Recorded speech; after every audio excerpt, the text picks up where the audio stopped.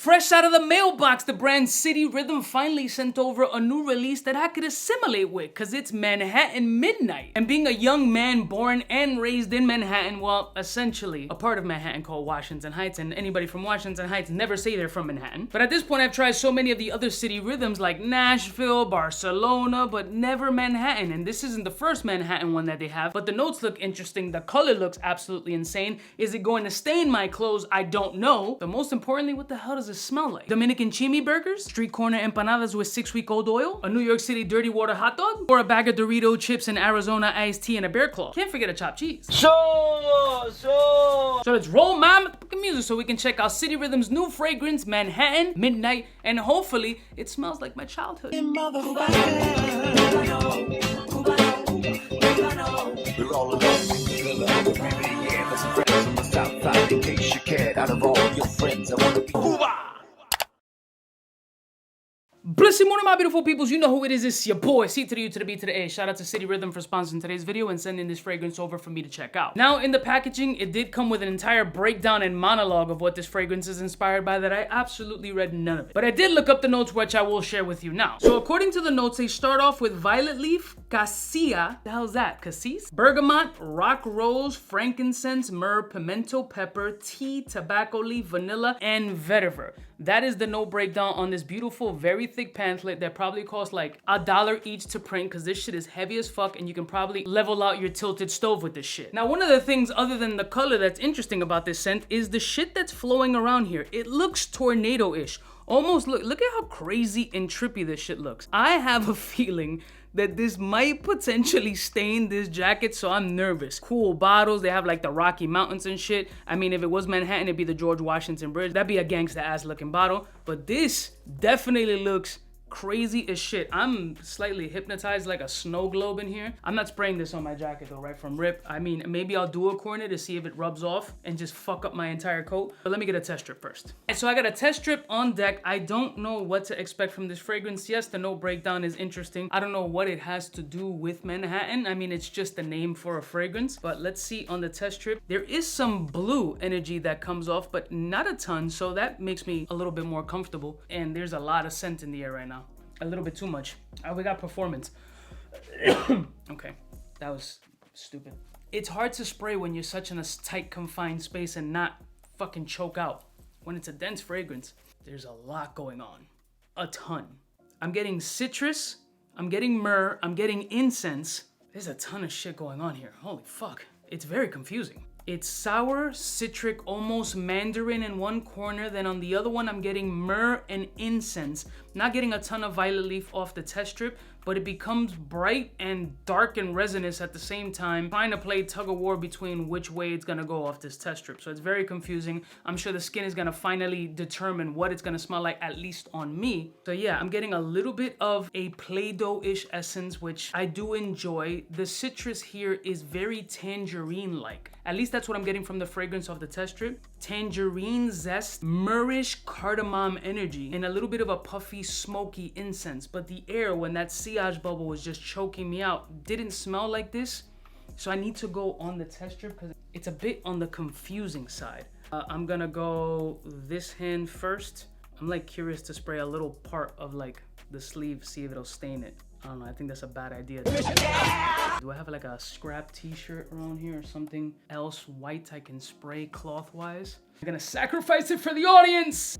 Fuck it, maybe some distance. Did one spray, it was light. There's nothing on the sleeve. Let's try it again.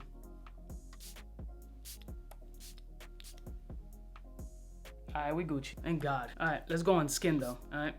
So on the skin, no blue residue, so that's a great thing. Let me give it a couple of seconds and let it dry down and see what type of vibe it's coming off the skin, because it is a bit confusing, I'm not gonna lie to you. On the test strip, it was a full tug of war game, back and forth between citrus and resinous. Waving my hands here, I'm getting a lot of shit going on. Hold on, let me just go right into it. Okay, so we're getting a lot more dark, bolder, fall energy, but still have that tangerine citrus kind of vibe. There's a sexy element of elegance in this fragrance off of my skin that I'm definitely appreciating. It feels more cold weather, but I kind of think that, I can kind of pull this off in the summertime because of that citrus opening, that tart zestiness that has sprinkled sugary sweet elements to it. Could add an element of versatility to it, but there's also a beautiful green garden herbaceousness coming out of the scent.